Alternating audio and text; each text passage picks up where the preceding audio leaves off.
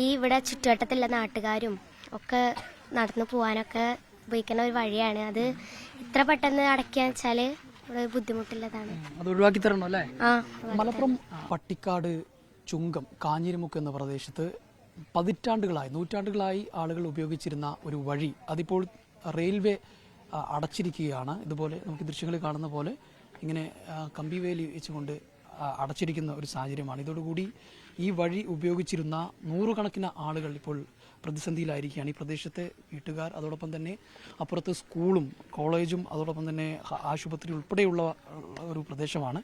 അങ്ങോട്ടേക്ക് കുട്ടികൾ ഉൾപ്പെടെയുള്ളവർ ഒക്കെ പോയിരുന്ന ഒരു പ്രധാന വഴിയാണ് ഇത്. വർഷങ്ങളെന്ന് പറഞ്ഞാൽ പതിറ്റാണ്ടുകളായി ഉപയോഗിച്ചിരുന്ന ഈ റെയിൽ ഗതാഗതം വരുന്നതിന് മുൻപ് തന്നെ ഉപയോഗിച്ചിരുന്ന വഴിയാണ്.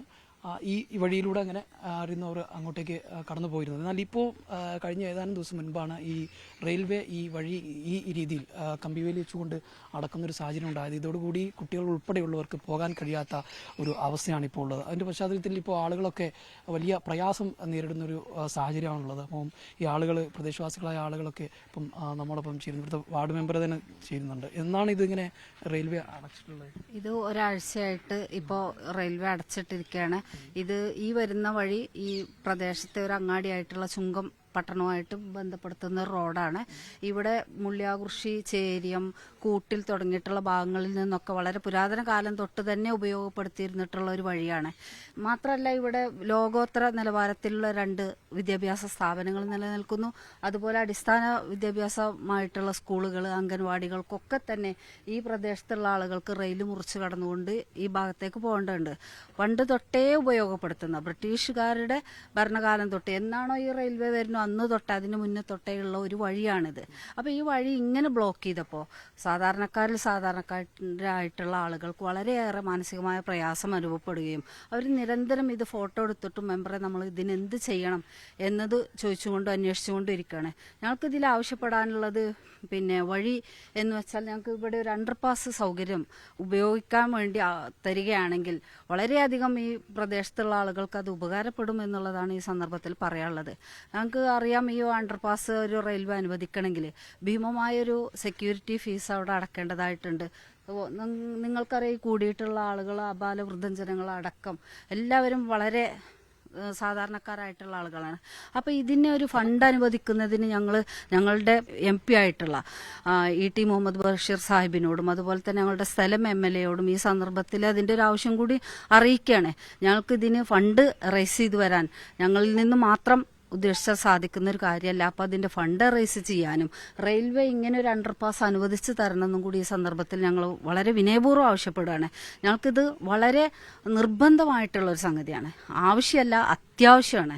അപ്പോൾ അതുകൊണ്ട് ദയവ് ചെയ്ത് ഈ ഒരു അണ്ടർപാസ് അനുവദിച്ച് തരണമെന്നാണ് ഈ കൂടിയിട്ടുള്ള ആളുകളുടെയൊക്കെ ഒരു പ്രതിനിധി എന്ന നിലയ്ക്ക് എനിക്ക് ഈ സന്ദർഭത്തിൽ നിങ്ങളോട് പറയാനുള്ളത്. ഇവിടെ സമീപത്ത് വീടുകളുണ്ട്, വീടുകളിലേക്കുള്ള വഴികൾ കൂടിയാണ് ഇപ്പം പോയിട്ടുള്ളത്. നിങ്ങൾ വീട്ടിലേക്കുള്ള വഴിയൊക്കെ അടഞ്ഞില്ലേ?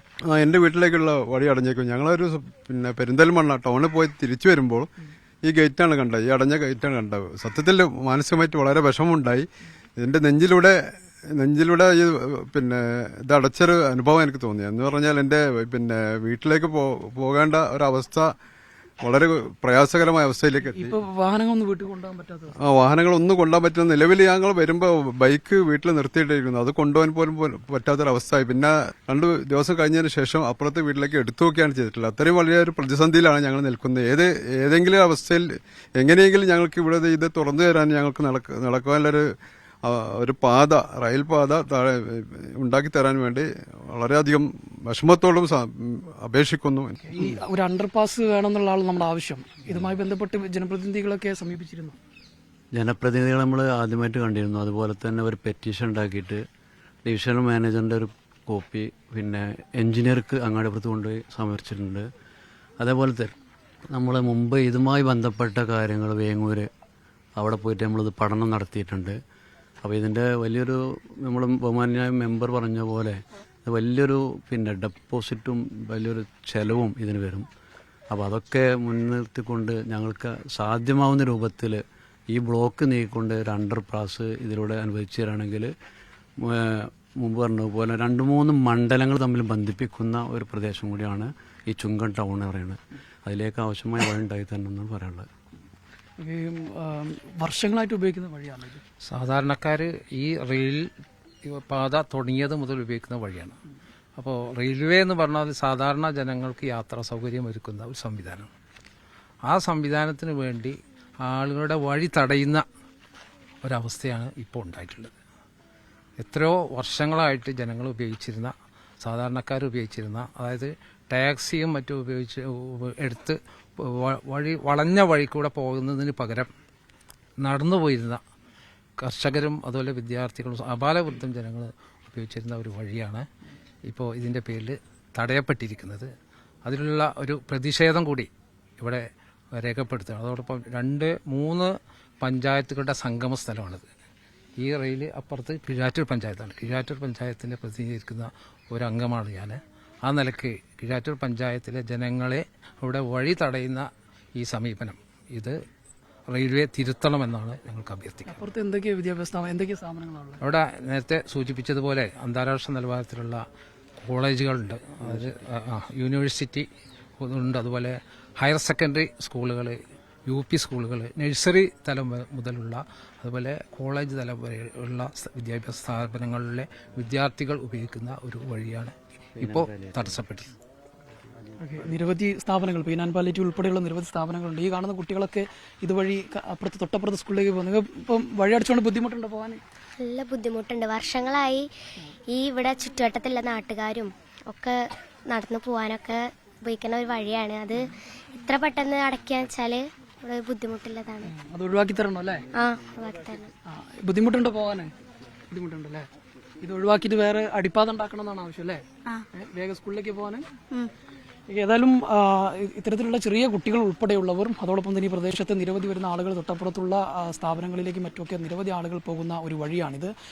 പതിറ്റാണ്ടുകളായി ഇവിടുത്തെ ആളുകൾ ഉപയോഗിച്ചിരുന്ന വഴിയാണ്. ആ വഴി ആണിപ്പോൾ റെയിൽവേ അടയ്ക്കുന്ന ഒരു സാഹചര്യം ഉണ്ടായിരിക്കുന്നത്.